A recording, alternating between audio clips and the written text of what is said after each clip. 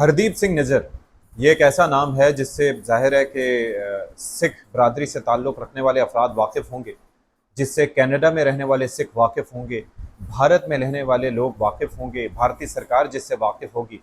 لیکن کسی نے نہیں سوچا تھا کہ ہردیپ سنگھ نجر اپنی موت کے بعد دنیا کی سب سے بڑی جمہوریت ہونے کے دعوے دار ملک بھارت کے گلے کی ہڈی بن جائے گا، جسے وہ نہ نگل سکتا ہے نہ اگل سکتا ہے۔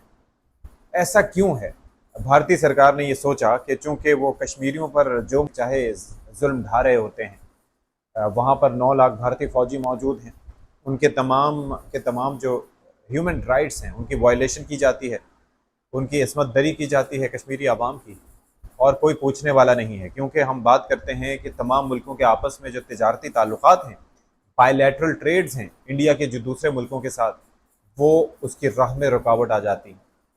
پاکستان اس حوالے سے آواز بلند کرتا رہا، بھارتی ریاستی دہشت گردی کے حوالے سے، ٹیررزم ایکسپورٹ کرنے کے حوالے سے، لیکن ظاہر ہے کہ پاکستان کی چونکہ بائی لیٹرل ٹریڈ اور پاکستان کی اکانومی اتنی بڑی نہیں ہے، تو اس لیے اس کی بات اتنی سنی نہیں جاتی۔ لیکن بھارت نے پھر کیا کیا؟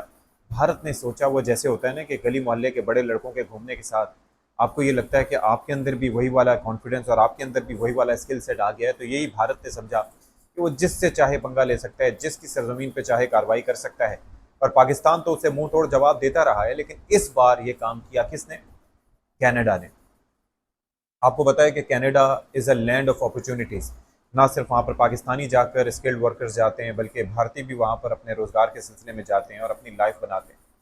تو کینیڈا میں بڑی تعداد میں سکھ برادری بھی مقیم ہے، انڈینز مقیم ہے، پاکستانی مقیم ہیں، اور وہاں پر once you are a citizen, آپ کی جو رائٹس ہیں ان کے حوالے سے بڑا خیال رکھا جاتا ہے۔ یہاں پر تھرڈ ورلڈ کنٹریز والا حال وہاں پر نہیں ہے۔ اچھا، کینیڈین وزیر اعظم جسٹن ٹروڈو جب ابھی G20 اجلاس میں شرکت کے لیے آئے تھے، تو وہاں پر ہی ہم نے دیکھا تھا کہ دونوں ملکوں کے تعلقات میں سرمہری ہے۔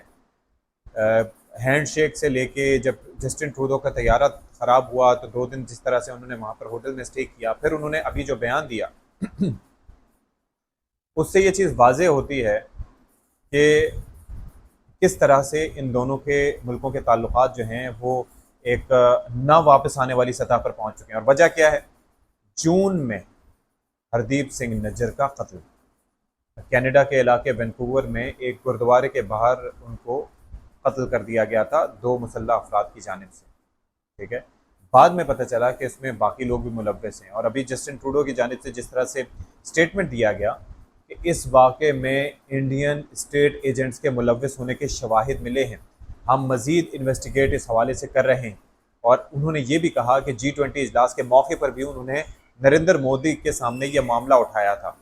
تو آپ اندازہ کیجئے کہ یہ معاملہ جو ہے وہ حساسیت کا حامل ہے، یہ معاملہ آسان نہیں ہے، یہ معاملہ ایسا نہیں ہے کہ جس پہ صرف نظر کر لی جائے گی۔ یہی نہیں، بھارت کی جانب سے اس حد تک ہٹ دھرمی دکھائی گئی کہ وہاں پر کینیڈا میں جو بھارتی قونصل خانہ ہے، وہاں پر بھارتی بدنام زمانہ خفیہ ایجنسی را کا سرونگ آفیسر موجود تھا۔ اب بھارت کے لیے چیز بڑی معمول کی بات ہے کہ کسی بھی را کے آفیسر کو کسی بھی ملک کی ایجنسی میں، کسی بھی ملک کے سفارت خانے میں یا قونصل خانے میں بھیج دیا جائے۔ اب ظاہر ہے کہ پاکستان تو یہ چیز چلنے نہیں دیتا، کیونکہ پاکستان کو بھارت کے مکروہ عزائم کا پتہ ہے، کرتوتوں کا پتہ ہے۔ تو اب کینیڈا جیسے پرامن ملک میں بھی بھارت نے اپنے یہ حرکتیں کرنے سے وہ کہتے ہیں کہ آر نہیں جانی۔ اب کینیڈا نے اس پہ کیا کیا کہ وہ را کے اس آفیسر کو فوراً ملک بدر کرنے کا حکم دے دیا۔ اب بھارت نے اس کے جواب میں کیا کیا کہ بڑے ایک سینئر ڈپلومیٹ ہیں، پہلے تو ان کے کونسل جنرل کو بلا کر ان سے بتایا گیا کہ جی فلانا آپ کا بندہ ہے، اس کو ہم ملک بدر کر رہے ہیں۔ یہ ایک سفارتی تعلقات میں یہ چیز چلتی رہتی ہے، 2 ملک کرتے ہیں، لیکن بھارت کو اس واقعے پہ شرم کرنی چاہیے تھی۔ ہردیپ سنگھ نجر ہیں کون؟ یہ میں آپ کو ذرا بتا دیتا ہوں۔ آپ کو آپریشن بلو سٹار یاد ہوگا، جون 1984 میں سکھوں کے ایک جیسے کہتے ہیں کہ اس کو تشبیہ کیا دی جائے، مقدس ترین مقام، جیسے مسلمانوں کے لیے کعبہ ہے، جیسے یہودیوں کے لیے آپ دیکھ لیں کہ یہودیوں کے لیے یروشلم ہے، اسی طریقے سے دنیا کے دیگر ممالک کی طرح عیسائیوں کے لیے ویٹیکن سٹی ہے۔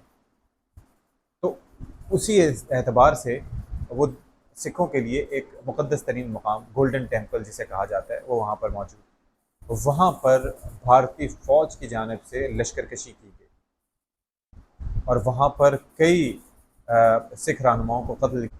جب گولڈن ٹیمپل میں اور اس کے اطراف میں اور پورے بھارت میں ہزاروں سکھوں کے خون کی ہولی کھیلی گئی، تو پھر سکھوں کے لیے عرصہ حیات تنگ ہونے کے بعد انہوں نے دوسرے ملکوں کا رخ کرنا شروع کیا۔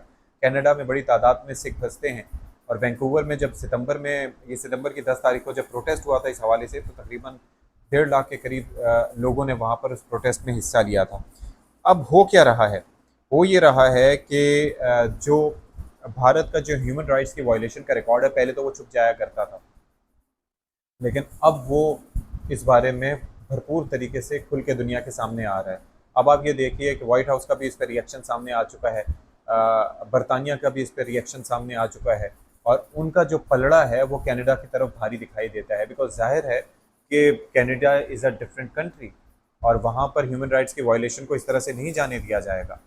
پھر ساتھ ہی ساتھ میں یہ سمجھتا ہوں کہ ابھی جو یونائٹڈ نیشنز جنرل اسمبلی کا اجلاس آ رہا ہے 22 ستمبر کو، وزیر اعظم صاحب جو نگراں وزیر اعظم ہیں وہاں پر موجود ہیں، جلیل عباس جیلانی صاحب بھی وہاں پر موجود ہیں، پھر آپ یہ دیکھ لیں کہ بڑے کمپیٹنٹ لوگ وہاں پر موجود ہیں۔ تو مجھے یہ لگتا ہے کہ وہاں پر اقوام متحدہ کی جنرل اسمبلی سے خطاب میں بھارتی نہ صرف یہ کہ ریاستی دہشت گردی کا معاملہ اٹھانا چاہیے، کلبھوشن یادو کے پکڑے جانے کا معاملہ اٹھانا چاہیے، بلکہ یہ معاملہ بھی اٹھانا چاہیے کہ کس طریقے سے بھارت اپنے پنجے دنیا کے مختلف ملکوں میں گاڑنے کی کوشش کر رہا ہے، اور کس طرح سے کینیڈا جیسے پرامن ملک کے خلاف بھی۔ تو یہ پاکستان کی جو کوششیں ہیں، پاکستان کی جو آواز اٹھانے کا سلسلہ ہے، اس کو یہ تقویت دیتا ہے کہ پاکستان تو ہمیشہ اس اعتبار سے بات کرتا رہا ہے، لیکن اب دوسرے یہ آگ جو پاکستان تک لگی ہوئی تھی، یہ اب دنیا کے دوسرے ملکوں تک پھیلنا شروع ہو گئی ہے۔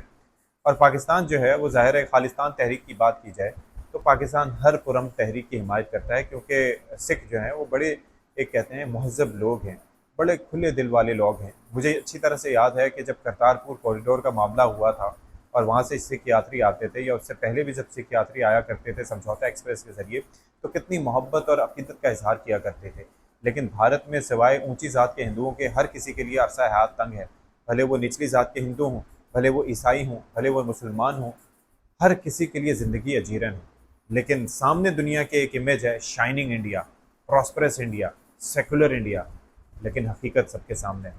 تو آئی ایم شیور کہ اب عالمی برادری کی آنکھیں یہ واقعات دیکھنے کے بعد کھل جائیں گی، بیکاز بات یہ ہے کہ یہ چیزیں، یہ سلسلہ اب رکنے والا نہیں ہے، اور بھارت کا پاکستان کے خلاف جو ایک ہمیشہ سے ایک طریقہ کار رہا ہے، آپ دیکھیں پاکستان کو 2 لاکھ کرنے میں کس کا ہاتھ تھا؟ بھارت کا۔ اس کے ساتھ ساتھ جو بھی افغانستان میں آپ دیکھ لیں کہ جو بھی ٹیررزم ہوتی ہے، جو بھی پاکستان کے خلاف افغانستان کی سرزمین استعمال ہوتی ہے، تو اس کے اندر زیادہ ہاتھ بھارت کا ہوتا ہے۔ تو یعنی کہ ہر طرف سے بلوچستان میں دہشت گردی کے واقعات دیکھ لیں، اس کے اندر بھی بھارت ملوث ہے۔ جو علیحدگی پسند گروپ ہیں ان کو سپورٹ کرنے والا کون ہے؟ بھارت ہے۔ کراچی میں جو دہشت گردی کے واقعات ہوا کرتے تھے، جو اس سے پہلے ایم کیو ایم کے لوگ تربیت کے لیے جایا کرتے تھے، اجمل پہاڑی سے لے کے بہت سے ایسے لوگ ہیں، وہ تربیت کے لیے کہاں جایا کرتے تھے؟ بھارت جایا کرتے تھے۔ فنڈنگ کے حوالے سے بھی باتیں ہوئیں۔ تو آپ یہ ذرا سوچئے کہ پاکستان کس طریقے سے، کیسے خطرناک ملک کے چنگل میں پھنسا ہوا ہے، اور یہ تو شکر ہے ہماری سیکیورٹی فورسز کا، ہماری بہادر اور جری افواج کا، کہ وہ بھارت کو اس کے اوقات میں رکھتے ہیں، ورنہ تو سروائیول بہت زیادہ مشکل ہو جانا تھا۔ اب عالمی برادری کو چاہیے بھائی کہ اس حوالے سے آنکھیں کھولے، اور نہ صرف یہ کہ اس حوالے سے بات کی جائے سکھوں کے حوالے سے، بلکہ کشمیریوں کے حقوق کے حوالے سے بھی بات کی جائے، کیونکہ ان کے واقعات تو رپورٹ بھی کوئی نہیں کر پاتا، جس طرح سے اسے سب جیل بنایا ہوا ہے، تو یہ چیز مناسب نہیں۔